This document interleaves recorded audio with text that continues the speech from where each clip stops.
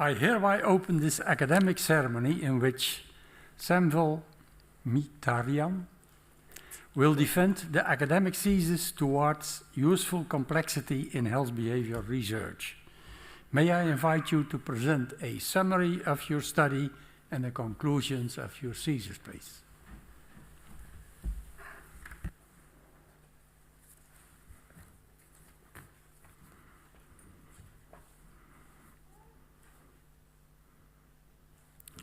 Dear Prorector, dear members of the Corona, dear colleagues, friends and family, I would like to thank you all for taking the time and showing interest in attending my PhD defense. And in the next 15 minutes, I'll be presenting a high-level overview of the work we did over the past 4 years. My PhD trajectory commenced with a general question.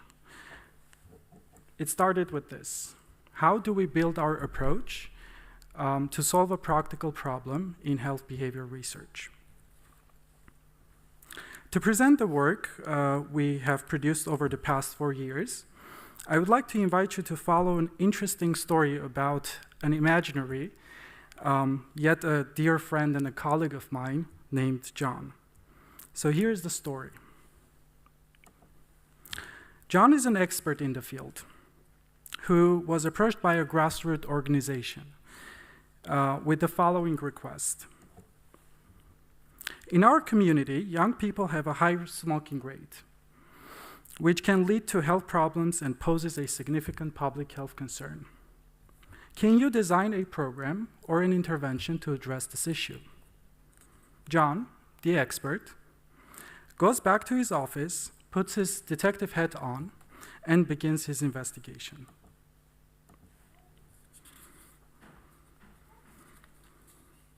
He thoroughly reviews a vast amount of published literature on the topic, surveys theories on health behavior, behavioral economics, and extracts all relevant facts and dimensions related to the problem. Additionally, he communicates with the respective stakeholders in the community to gather information about contextual factors associated with the issue. Looking at this list of factors, John becomes overwhelmed with the dimensions of the problem. At the end of the day, that's just a list of 100 factors. He thinks to himself, how can I make sense out of this list? He realizes that to be able to manage this volume of factors, he needs to reduce its dimensions. Naturally, he begins to group certain factors together and puts them in one box, labels it, and then repeats this process for the other 100 factors. To avoid arbitrary groupings, he creates those labels based on the theories that he read, such as environmental, personal, behavioral, etc. By doing this, he successfully reduces the dimensions of the problem from 100 to just 3. He thinks, great, this seems to be much more manageable. Next, he begins to define the relationships between these domains by creating a diagram that represents how these domains causally relate to one another in producing the smoking behavior that he needs to solve. He looks at the diagram he created and says, all right, now that I have defined the structure of the problem, I can define my intervention targets and design a strategy to modify them, to alter the behavior, to alter the target behavior. From now on, whatever he designs is going to be based on this model or on this logic that he defined for the problem. Across the room, in his office, he notices another hat, the systems hat. He puts it on and takes another look at the diagram that he created. He feels uneasy as he quickly realizes that although the diagram is easy to interpret and use for interventions, it is based on strong assumptions and might be missing on important details. First, he notices that the relationships between the factors are only described on the macro level.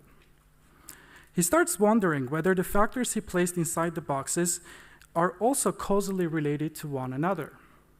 He thinks to himself, let's see. Theories suggest that individuals' attitudes and beliefs are formed or depend on their knowledge. At the same time, one's knowledge depends on their beliefs and attitudes, as they will be prone to searching for and internalizing knowledge that are concordant with their attitudes and beliefs. With these thoughts, John picks up a piece of paper and quickly draws the causal arrows between these factors.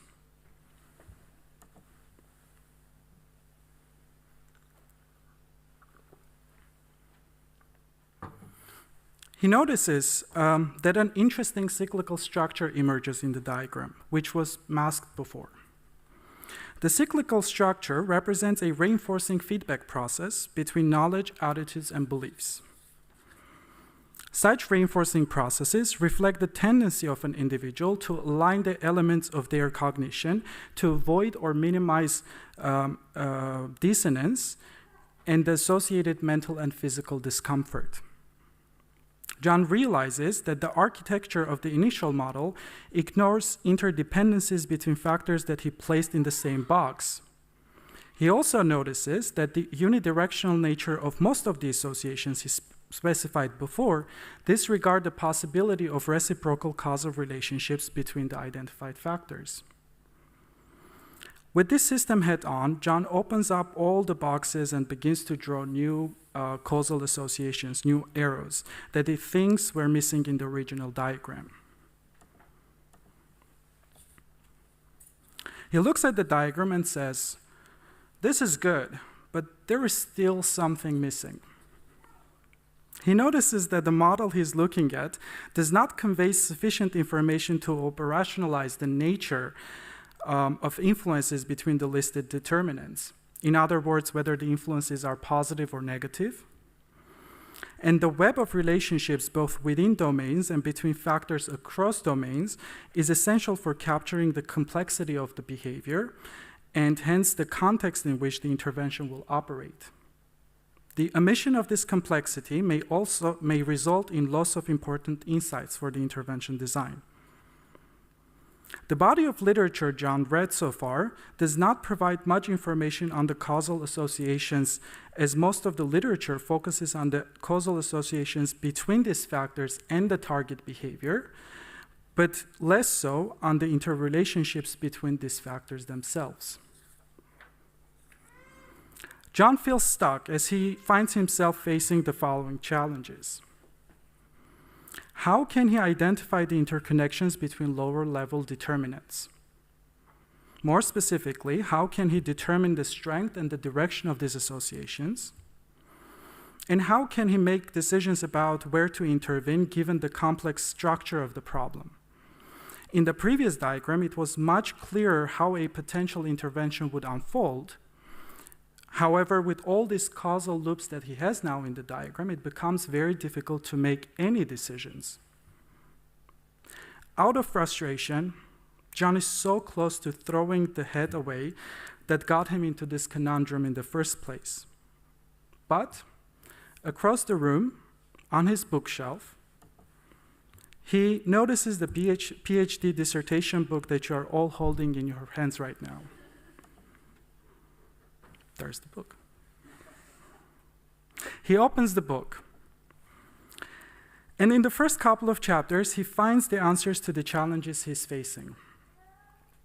In chapter 2, he learns about empirical network analysis and how it can help him identify the relationships between lower-level determinants. In chapters 3 and 4, he learns how fuzzy cognitive maps combined with machine learning can help him model this complex system using quantitative and qualitative evidence. And finally, in chapters 5 and 6, he learns about the practical, easy-to-use tools we developed in Python that he can readily use to build the system and run scenario analysis. Now, by running scenario analysis, he can check how the system will change in the presence of a hypothetical intervention. Therefore, he can test whether his intuition related to the intervention are accurate.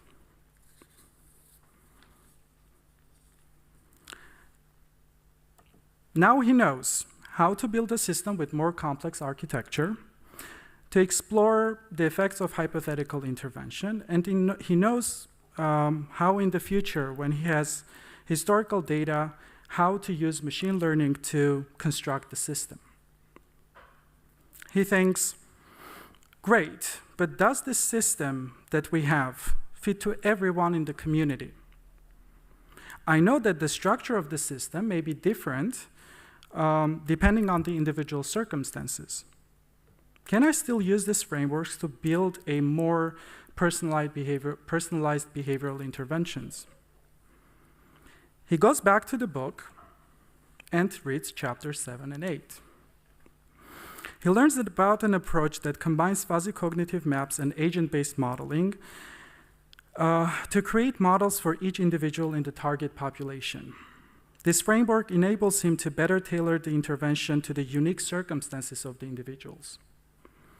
In these frameworks, fuzzy cognitive maps represent the mind of each agent or of each individual, and whose behavior is simulated in the agent-based modeling framework. Furthermore, he learns how psychological theories and behavioral theories can be helpful in building such models. He learns about a novel algorithmic approach for deriving fuzzy cognitive maps for individual agents from historical data as well.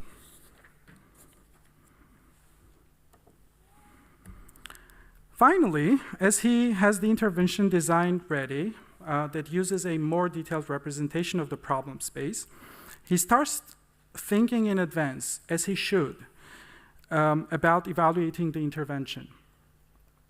He starts wondering, can I use these frameworks in designing the evaluation study as well? He goes back to the book one more time and reads the final chapter of the book. He learns about the ways to use the previously introduced frameworks for integrating process and outcome evaluations into one analytical framework. John, the expert, now possesses all the knowledge, skills, and tools required to run an end-to-end project involving a useful level of complexity in his interventions. Thank you all very much for your time. With this, I would like to give the word back to the highly esteemed prorector. Thank you for your presentation. The opposition now will be opened by Professor Stef Kremers, Professor of Health Promotion, Department of Health Promotion, Maastricht University. Professor Kremers. Thank you very much. Dear candidate, let me first express my sincere congratulations regarding the work that you did, because it's really intriguing to read. It's explorative in a way, but also to a certain point helpful. I'm going to ask my questions regarding the helpfulness a bit later on. I noticed actually in your presentation that there is a transfer of a butterfly, which is on the cover of your book, to the owl that you showed in each of the slides. So there's a difference in using animals as a metaphor, and I think you may have chosen the butterfly to refer to the butterfly effect, or chaos theory, which is of course linked to all the systems work that you did. And the owl is of course a very wise animal, which might reduce, let's say, the level of butterfly effects to what you call useful complexity. And actually my question is regarding, the owl in this, the level that actually needs to be reached in terms of having useful complexity rather than maximal complexity. I am intrigued, as I said, by the way that you discuss the usefulness of the simulation capabilities of fuzzy cognitive maps in thinking about what would happen if we have an intervention and we turn this leverage here, and to see what's going to happen. Not to predict, but to have a sense of what's going to happen. And you are a fan, I can read in multiple chapters, like John. I opened the book a couple of times. You are a fan of the topology of the systems, right? And this is actually related to my question, because as you know, you can operationalize the systems in many ways, many levels of complexity. You can look at microsystems like you did in the earlier chapters, but also mesosystems, even exosystems or macrosystems. And I'm sensing that there is a certain threshold, or let's say a cutoff, or some line that you need to cross at a certain point where you say, okay, now we're reaching the level of complexity where it's not useful anymore. And I didn't read about this discussion, so I'm inviting you to discuss with me on that. So where is the level of usefulness?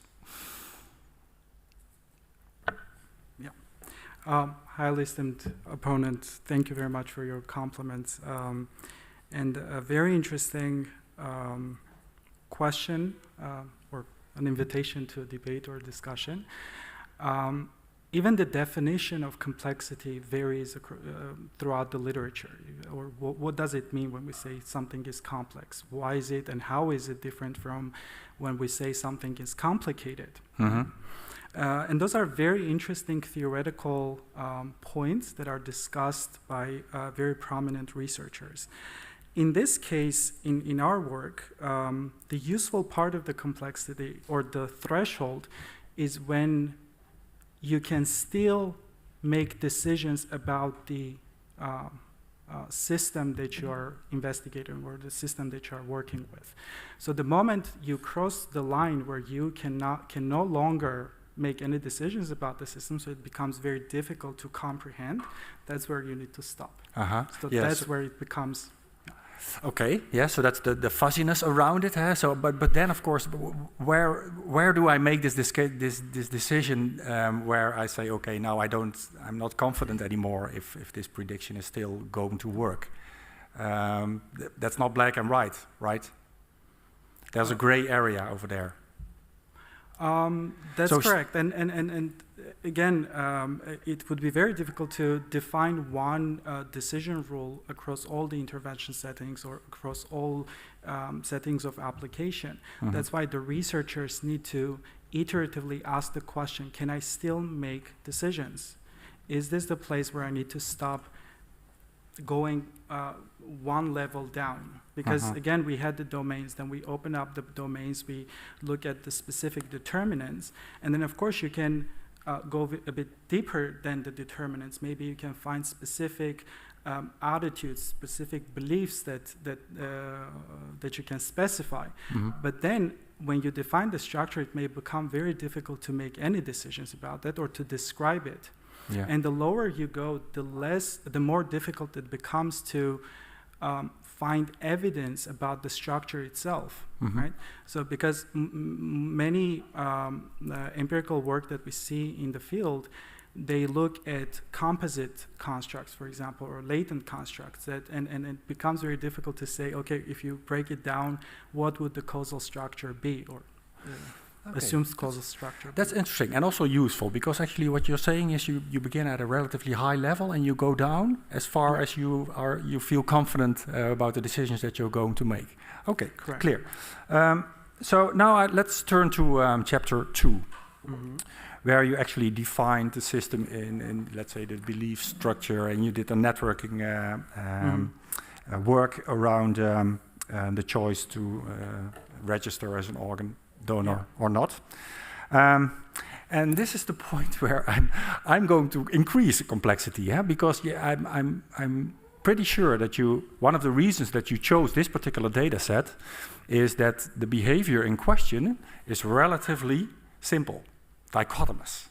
I'm going to register versus not going to register. But you already mentioned the example of smoking, which is already a bit more complex than organ donation registering, that many other health behaviors like nutrition or physical activity are much more complex. So the dichotomy that you use there in order to be able to make two networks, 0 versus 1, is actually hard to transfer to other typical health behaviors that are, underlying chronic disease. So how do I deal with this type of complexity as far as the health behavior is concerned? That's a very interesting point. And the strategy that we describe in that particular chapter about splitting the network in the first place may not be the most prudent thing to do methodologically or mathematically or statistically. However, the reason why we actually describe that strategy is to facilitate a discussion on just putting everything in one network. It may not be very meaningful. So if you want to investigate the topology or the unique topology of a given behavior, you need to somehow have a distinction, right? How do you differentiate whether this topology is uniquely pertains to smoking or uniquely pertains to non-smoking behavior? For other behaviors that cannot be split, I do not think that it would be possible to get the unique parts of the topology of that behavior. However, what we could do is to look at the specific determinants, determine how the interrelationships between these factors, what the relationships between these factors, and then use fuzzy cognitive maps as a framework for doing the analysis or investigating that system. Or equally, what we could do then, if we have experts who have knowledge about the structure of the system, as you can see, as you probably read in the chapters or noticed in the chapters, in fuzzy cognitive maps, we do not do any splitting because it doesn't matter that you're splitting it or not, and it doesn't really matter whether the node that represents the behavior is binary or a continuous or whatever it is. Okay, thank you very much. I'll give the word back to the pro-rector. Thank you. The opposition will be continued by Professor Van Hoof, Professor and Head of Business Informatics Research Group, Hasselt University. Professor Van Hoof. Thank you, Chairman. Dear candidate, also my compliments. I'm always very happy that I see that PhD students try to use FCMs to solve real-world problems. But I also have some comments or remarks, and I will continue about that network analysis. The strength of a fuzzy cognitive map is its topology, but in fact you have four dimensions. You have the selection of the nodes, you have the selection of the edges, you have the weight of the actions and the activation value of the nodes, but also the definition. And therefore, I found it strange that you split in positive and negative influences in the network analysis, because if you change the definition of your nodes from, let's say, likely to give, to donate, or not likely to not to donate, all the directions change for that node. And how do you cope with this? If this is a bias in your system, or do you think it's not a problem at all? Just gonna make a note. Let's see.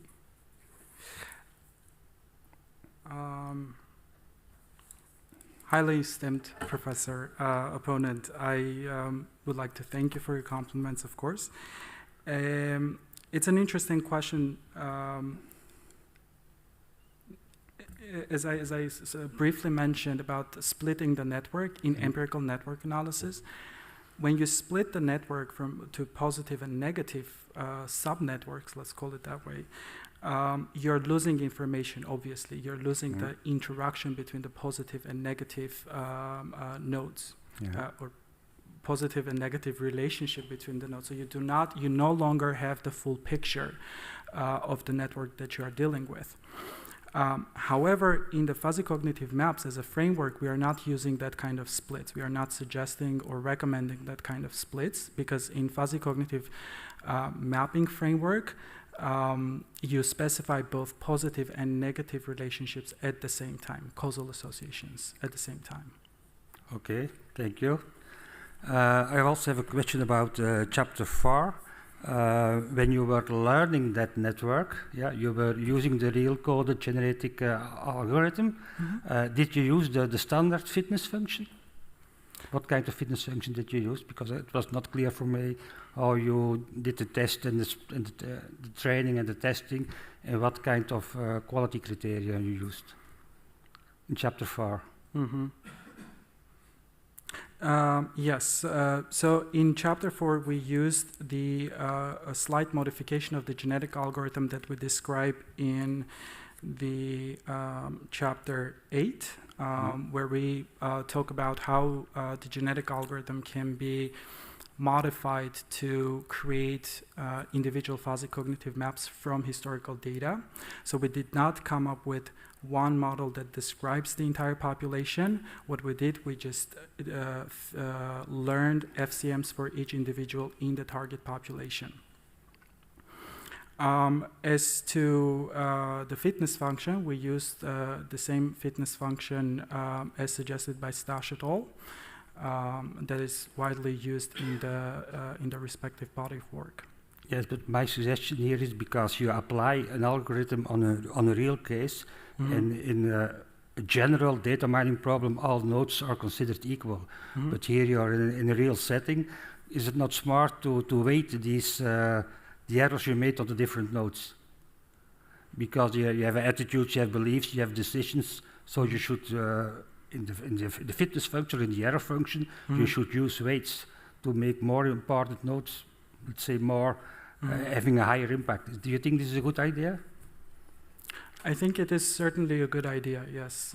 And equally, I think what I would do further, not only put constraints or not only weight the important nodes that we as experts in the field know are important, but also I would put constraints on the structure of the system, because traditionally when you apply the genetic algorithm without any constraints, it can give you a fully connected network of a fully connected FCM, a cognitive map, which theoretically may not make sense, because from the theory you may know that certain nodes in the system cannot be physically or otherwise be connected causally. But the genetic algorithm doesn't know about that, and then it can identify a node that an edge between those values. So I would, in addition to what you suggested, I would even implement structural constraints there as well to obtain an FCM that is more realistic.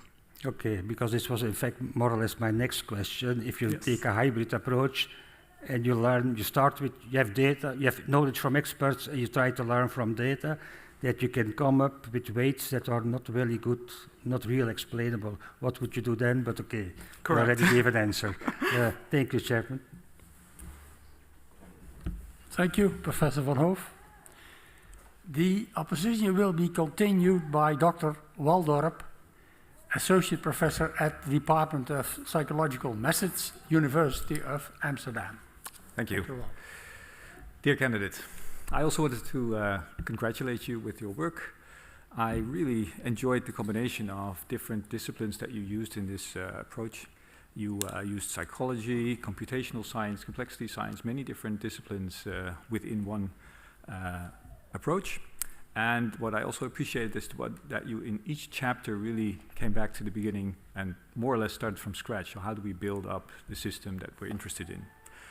And it felt, while reading this, it felt like you were on an adventure, going through all these disciplines, all this literature, gathering everything, which is a difficult thing because everything can lead to different aspects, and then you start reading, and never stop. But you did great work, and I really enjoyed reading it, so congratulations. I had some questions, basically, and they're mostly based on chapters 7 and 8. And they're about you defining fuzzy cognitive maps, basically as a network where you have nodes and edges. And I tend to think of this, because it's also a dynamical system, in terms of only a dynamical system. And my question usually is, and I sense that it is yours as well, but it's not always very explicit, but my question usually is where will it end up? So if you let it evolve, it's dynamic, do you make a decision as a group or an individual, where will it end up? So then I think of such systems as Markov processes where the edges evolve. You use Hebbian learning, for instance, or a version of Hebbian learning, and the weights and the nodes themselves as values, they change over time. And so then a decision could, for instance, be a particular configuration of the nodes that you end up with, and that could be a result, a decision, the result of an intervention, or something else. And I was wondering about the following. In the system that you define, using the hyperbolic tangent, for instance, to get the influence of the other nodes on one of the nodes, and the definition of how it evolves over time, you may end up at a single fixed point, right? You may end up at one point and you have a convergence criterion for this. But it may also be the case that sometimes you end up, or may end up, in different fixed points. So the system has different fixed points. And I didn't come across any ideas or whatever about this.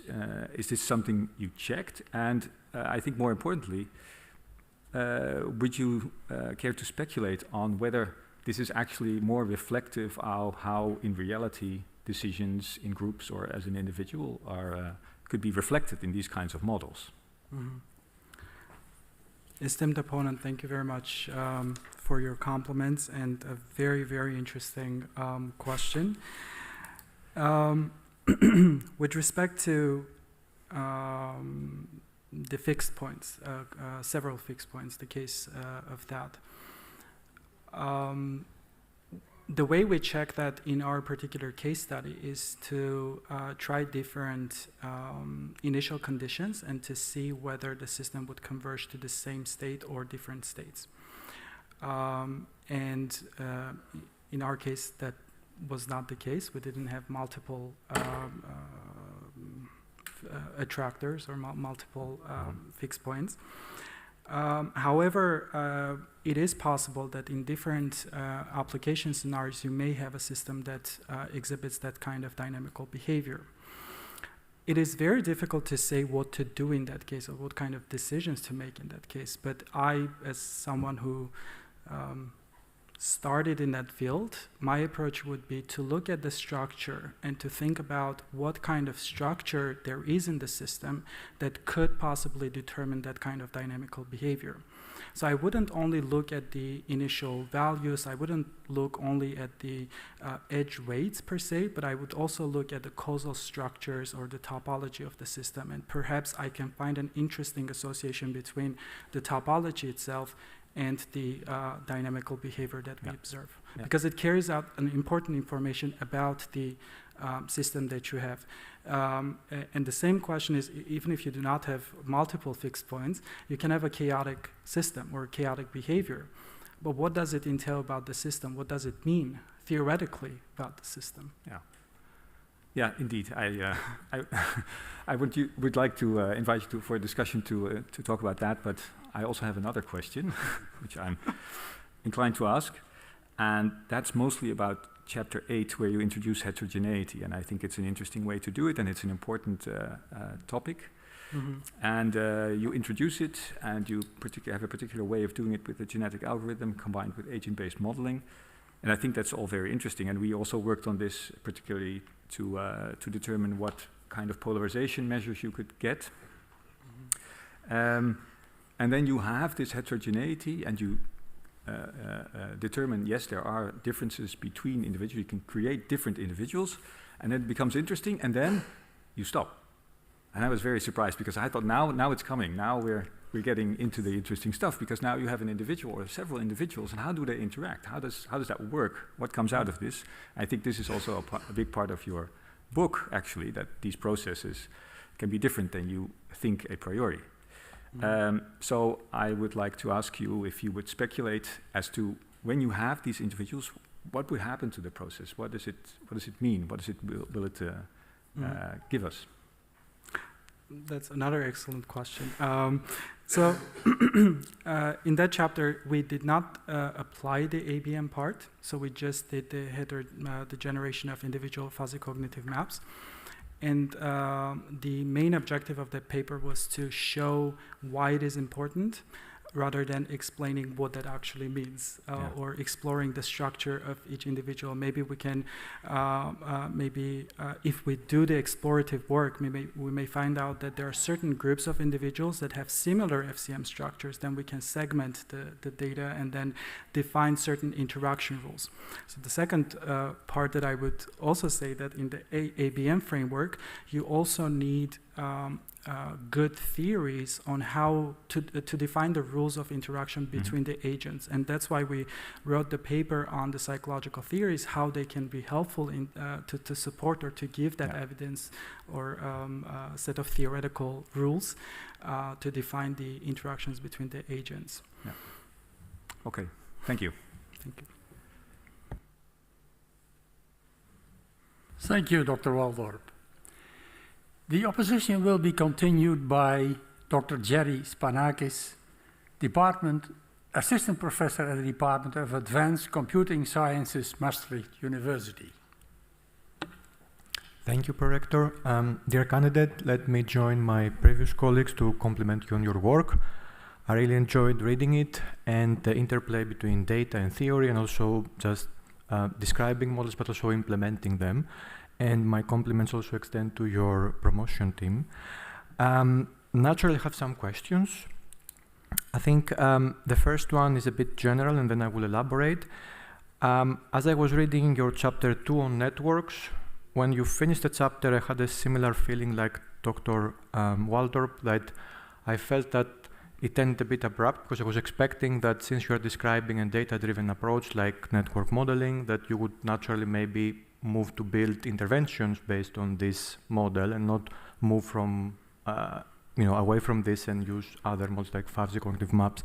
So maybe to borrow some terminology from your presentation, why did you drop your network hat and just put on, let's say, the fuzzy cognitive maps hat? Esteemed opponent, thank you very much for your compliments and an interesting question. The transition for me was rather, the reasons for that transition was rather methodological. So when we started exploring the network analysis, not from the methods perspective, but the application perspective, the way it is applied in the field of behavioral sciences, we noticed certain conclusions that researchers tend to make that is not really supported by the system that they investigate, or they apply the network analysis and then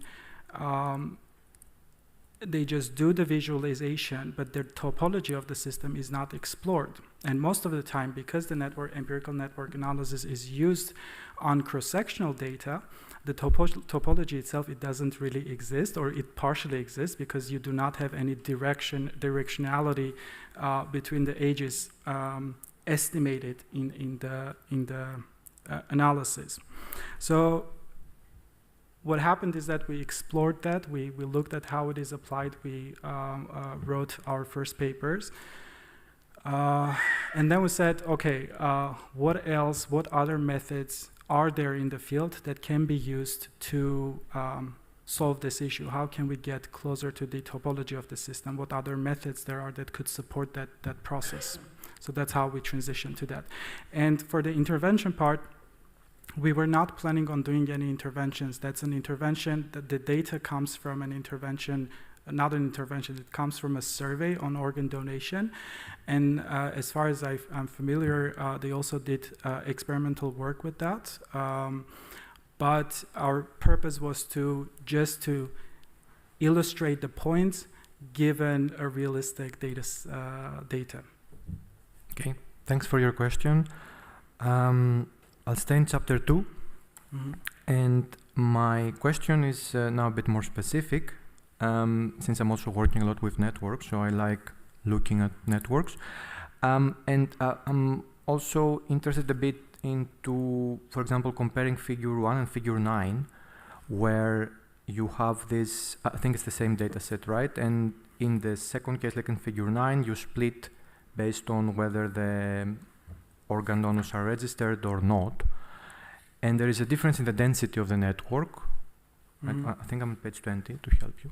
But is this density a characteristic of the network, or could it relate it also to the number of participants, to the number of people participating in the network? So how robust are these conclusions you have from looking at these networks? How generalizable would be if I took this model and applied it to a new data set, a new similar data set? Again, that's a good point, but this particular chapter, the purpose of this particular chapter is not to delve deep into the phenomena of organ donation or to explore the topology and make conclusions or relate it to the theoretical or the research that has been done in that field. The organ donation or the network that we have there is just used to explore the methodological, the application side of it, and to see from the application perspective what kind of assumptions do we make and whether those assumptions from the methodological standpoint are valid or not, or the conclusions that we make are valid from the methodological perspective. So our objective was not to delve deep and find insights about organ donation and think about the generalizability of that, rather to just look at the methodological aspects of it. Thank you. I'm going to insist a bit. So is there a way that I should read exactly this difference in the density, or how shall I look at these two networks, let's say? What shall I take away from them? So I can answer that from the methodological perspective. So if we do the network comparison test, it also compares the densities, whether the density between the two networks are similar or dissimilar. So from statistical point of view, you can look at that to say whether if you were to repeat this survey on another sample, you would still see or observe that density differences between the groups. However, with respect to the content, why the density is different, I cannot speculate on that because I would require much deeper knowledge in organ donation research, which I do not hold. It does not pertain to my field of expertise. Okay, thanks. Sure. And my next question is same chapter, so I won't make it difficult for you. But in this case, it's for the clustering you performed on figure 5, and again, it's a bit methodological, but you know, every now and then I have some student of mine coming to my office and say, I'm gonna use clustering to solve all the problems of data you have. So again, the question to you would be that how robust is your clustering in this case? Because I mean, also looking at your dendrogram, I was wondering, you know, why did you figure out that these are 4 clusters? So can you say a bit more on that? I can definitely relate to the panacea kind of perspective that many people have with respect to the methods, the clustering algorithms. The objective of doing the clustering analysis, again, was not to identify insights about that particular domain, which is organ donation. It was just to show that you can apply clustering to see whether there are any groups or meaningful groups in there. So the recommendation was that, and clustering algorithms are for explorative purposes, so they are explorative algorithms, and you can identify clusters that are there because mathematically they can be separated, but then it may turn out that they are not meaningful clusters, so you need to have some sort of domain knowledge or theoretical knowledge to support the clusters that you identify. If I were to look at the the robustness of the clustering results, you can do the same thing with the validation, as you can do the test splits or validation splits and then apply your clustering algorithm, do your exploratory work, and then check whether the same groupings that you identified in the training set also occur or also exist in the test and validation sets. So in your case, was the clustering meaningful based on some expert, or you didn't check that? That was not part of the objective of the chapter of the paper. Okay. But for sure, if you apply that on an empirical work where you are developing a work in that field, you should definitely go and check the robustness. You should consult the experts and the theories to see whether the clusters that you had are meaningful or not. Okay, thank you. Back to the prorector. Thank you, Dr. Spanakis. The opposition will be continued by Dr. Visera Urovi, Associate Professor at the Institute of Data Science, Maastricht University. Dr. Urovi. Thank you very much. Can you hear me well, or shall I turn off my camera? It's all right.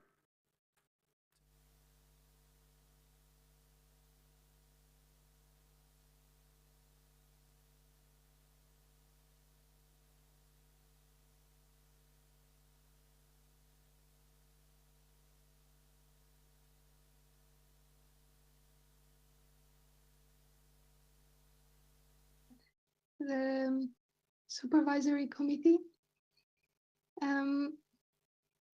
One question that I had, which specifically becomes a bit more obvious maybe in chapter 8, where you can construct these individual fuzzy cognitive models, is of scale.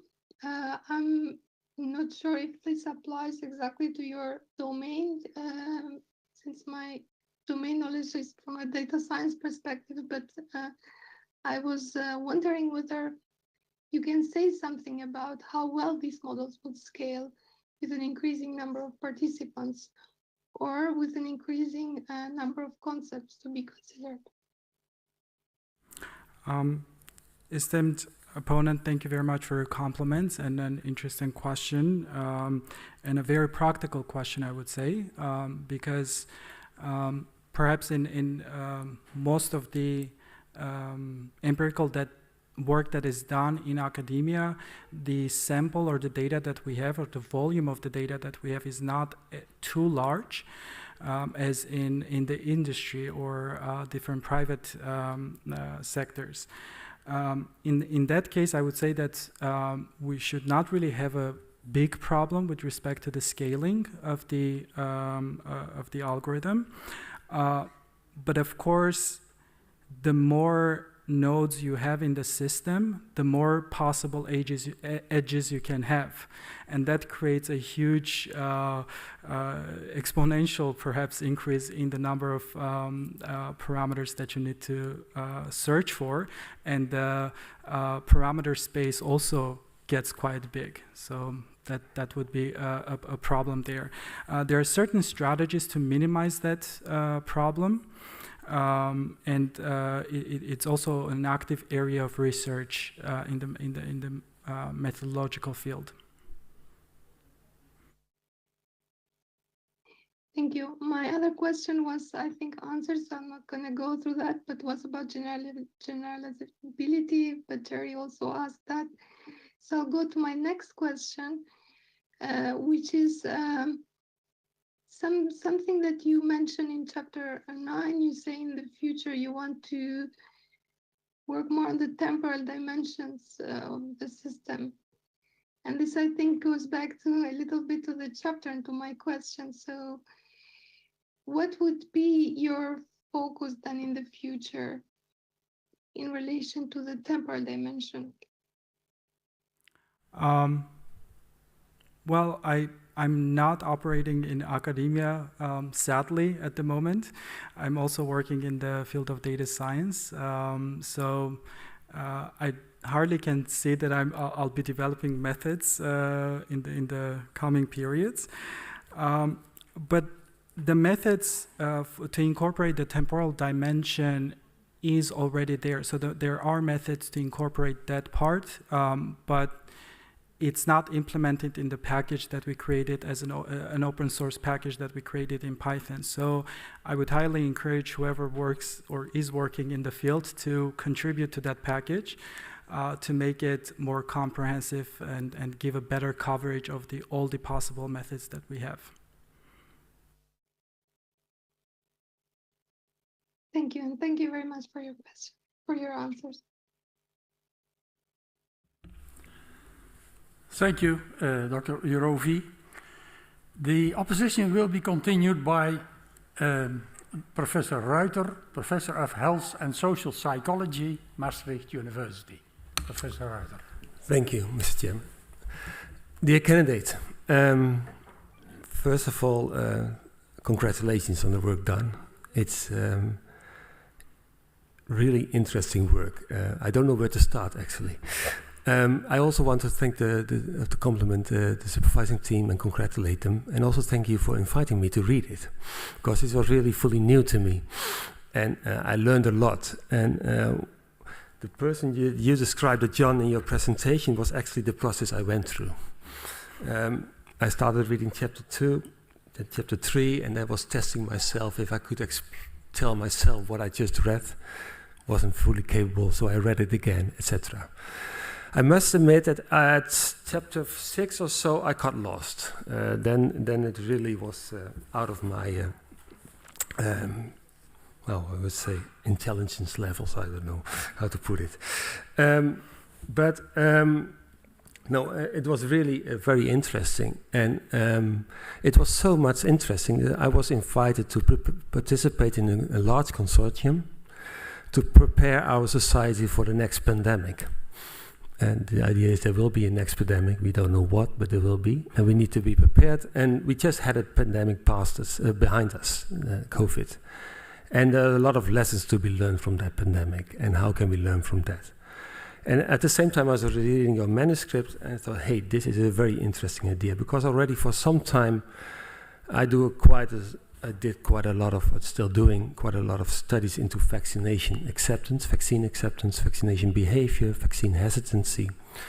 And most of these studies start with an analysis of the problem, meaning in my field of health psychology, an understanding of what are the factors determining people's decision and behavior. And we mostly focus on personal determinants, attitudes, etc., beliefs, risk perceptions, but more and more also on environmental influences and environmental barriers or facilitators that might promote or hinder the behavior. And we did quite a number of studies already, and at some point you also see that there's some kind of overlap among different diseases. So the determinants for COVID vaccination are not so much different than the determinants for HPV vaccination or influenza, etc.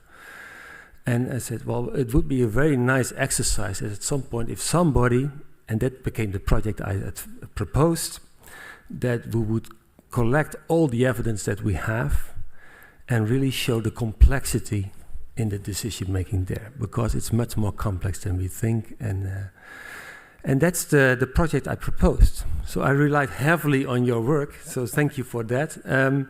Maybe I was even stealing, so sorry for that, but I made reference to your work. But that consortium proposal went very well, good reviews, were almost, I think we close there to getting it. So the project needs to start. And now I need your help again.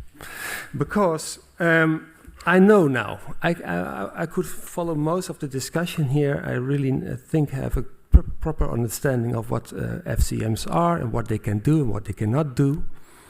But I want to use this approach. And could you tell me, or could you help me in how to approach it? So what kind of pitfalls might be there that I should really be aware of? And what kind of person would you hire? What would be the first steps that you say in the first months of the project? We have 12 months, not more. What would be really essential things to do there? Okay. I hope my question is clear. But Well, highly esteemed opponent, thank you so much for the compliments, and I think for me the best thing, the best feedback to hear about my work is that it triggered someone to use it, and I get extremely happy also to see that a lot of people use the package that we put out there as in Python. Mhm. So that's sort of a very nice feeling. Is there a counter that you know? Yes. Yeah. Okay. Yes. Not the number of times it is used, but the number of people that take the project and copy it. But,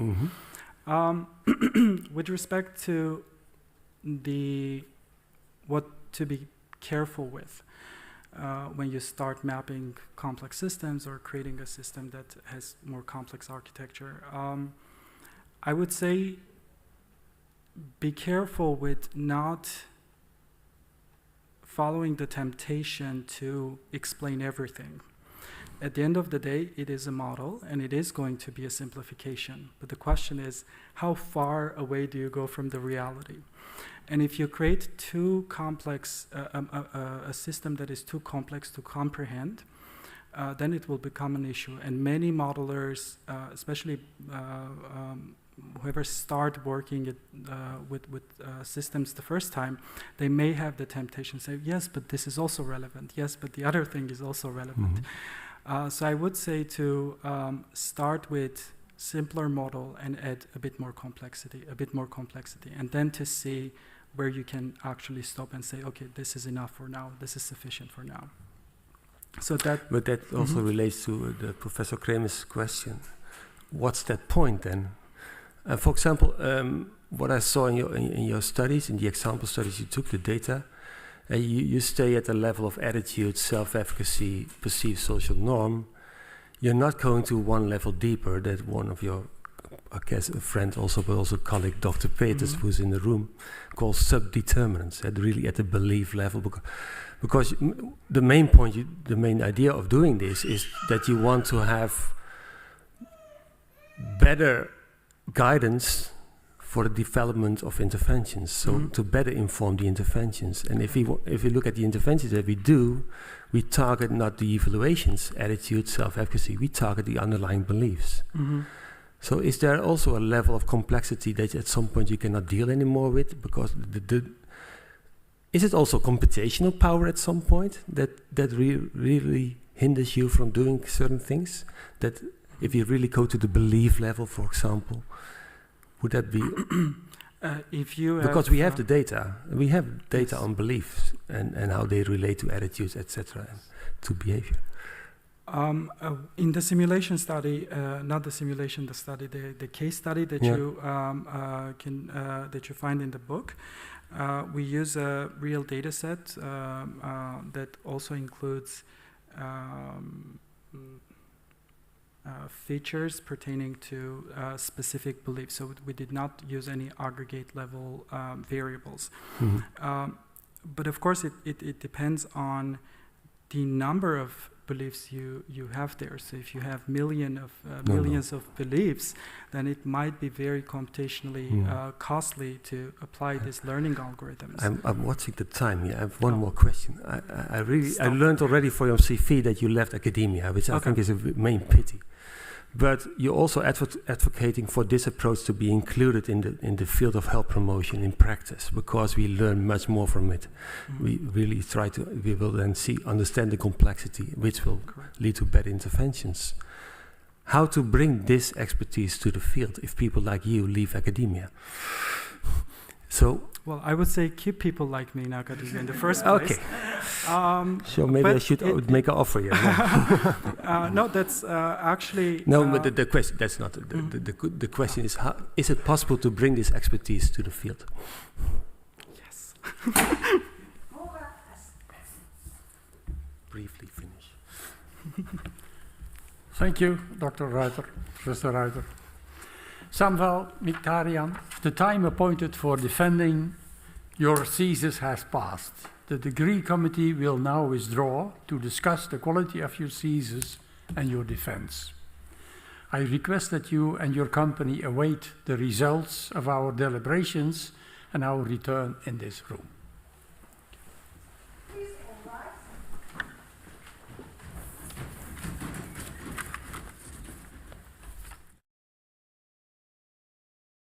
The PhD defense has now ended. The degree committee will debate the candidate's performance behind closed doors. This process usually takes about 10 minutes.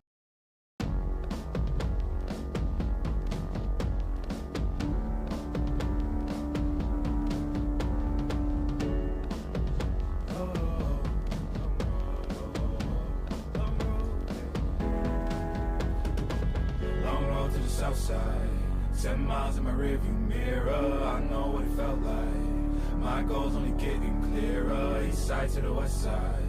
No place like home. If it's questions that you've got, go the extra mile and die.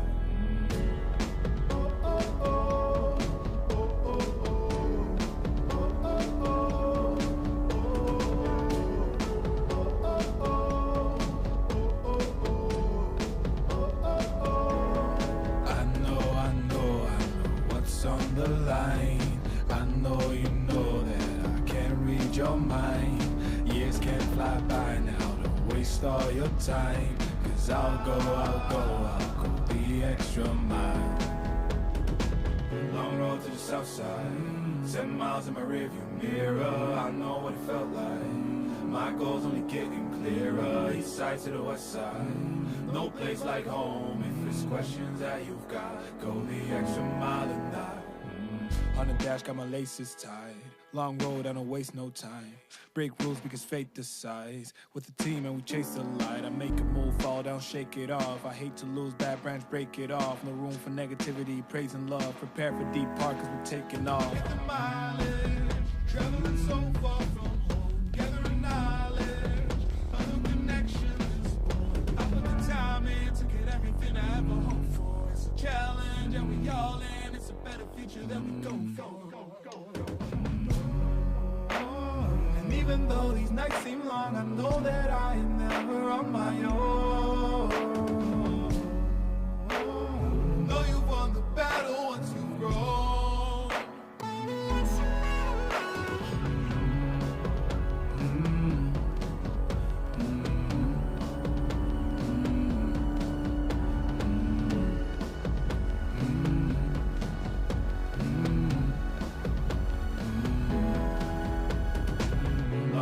South side, 10 miles in my rearview mirror. I know what it felt like. My goals only getting clearer. East side to the west side.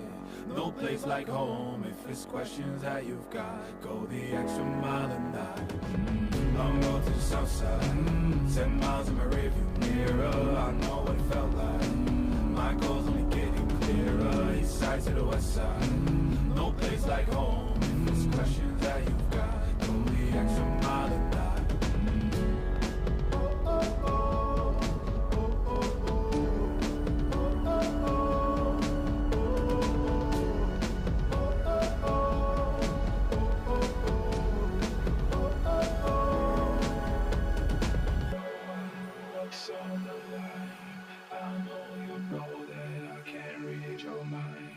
Years can't fly by now, don't waste all your time. 'Cause I'll go the extra mile.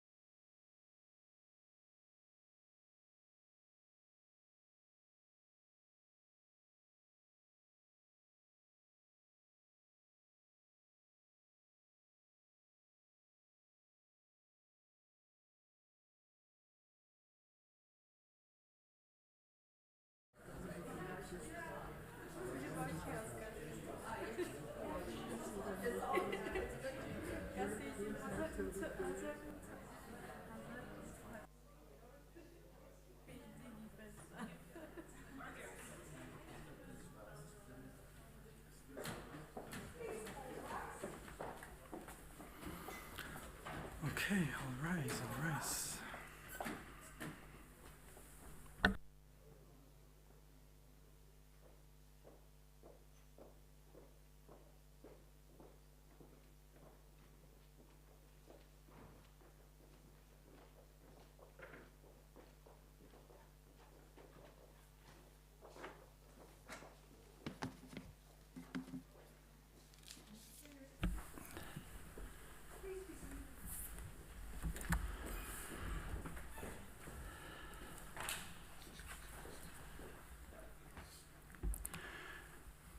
Samvel Mkhitaryan. The degree committee here present has assessed the quality of your thesis and your defense. In view of its positive verdict and taking into account your previous qualifications, the degree committee has decided to grant you the degree of doctor. Professor Crutzen is authorized to confirm upon you this academic distinction in accordance with Dutch university customs. In view of your, I invite your supervisor now to take the floor. Do you promise to work in accordance with the principles of scientific integrity at all times, to be careful and honest, transparent, independent, and responsible? By the authority vested upon us by law and in conformity with the decision of the committee here present, I hereby confer upon you, Samvel Mkhitaryan, the degree of doctor and grant you all rights attached by it by custom and law. As evidence of this, I now present you with a degree certificate signed by the rector, the secretary, and the other members of the committee and affixed with the official seal of the university.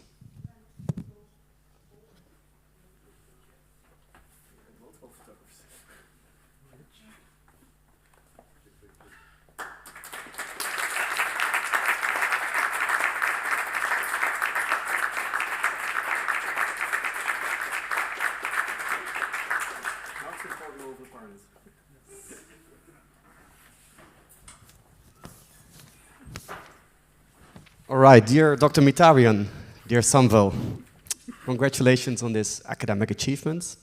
It's really an honor for me to be allowed to address you on this occasion. And of course, these congratulations are also on behalf of Nana, who is also very happy to be here. Maybe I should also use this opportunity to thank Mihai. He was actually the person who initially was invited for this position. Great that you're here. However, for some reason, you decided to stay in Tilburg University, where you also did your master's degree. But he linked us to you, and the rest is history, I dare to say. You immediately convinced Nana and me that you were the right person for the job. And throughout the years, I've never regretted the decision to hire you, nor have I ever been doubtful that you would be standing here successfully defending your thesis, and you did very well. You did express some doubts throughout the years, and if I have to summarize them, it would boil down to one overarching point. What does my work add? I just bring together insights from the field of computational science and behavioral sciences. So the only very simple intervention I had available to address this complex problem was verbal persuasion to convince you about this. I think we desperately need people like you with your unique skill set. There are only very few people that are able to do what you did and to bring these fields closer together. In fact, most of our meetings I remember as you explaining me insights from the field of computational science. So in other words, the cliché is true. I probably learned more from you than you did from me.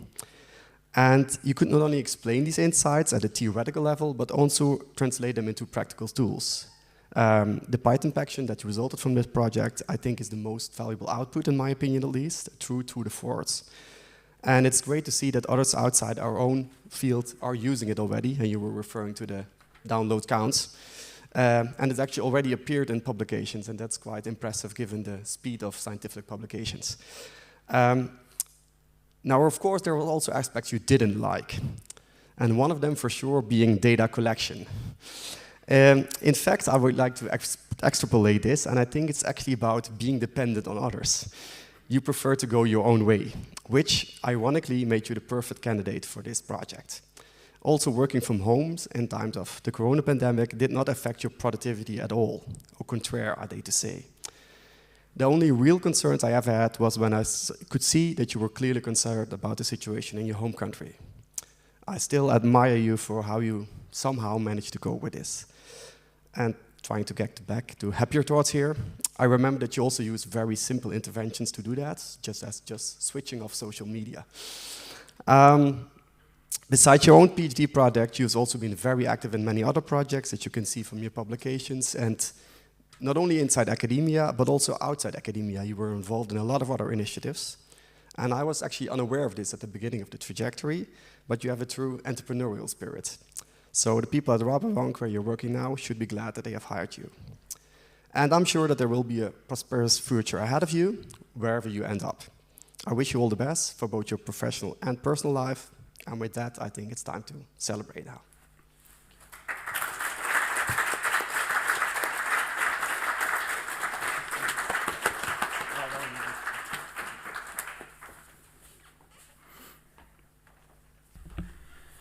Dear Dr. Mkhitaryan, and also on behalf of Maastricht University, I congratulate you with the degree that you have acquired. Congratulations. Thank you very much. I would also like to thank the people in the evaluation committee for their contribution to this thesis and the work of this candidate. Particularly, I would like to thank our members of the committee from abroad, Professor Van Hoof and Dr. Waldorp. Thank you very much for coming and joining us in this ceremony. The procedure, we'll leave the room now, and we will first make a picture on the stairs in the building, and after that we go to the canteen where a drink, coffee and a drink will be served. So you can follow us after we leave. Hereby I close this academic session.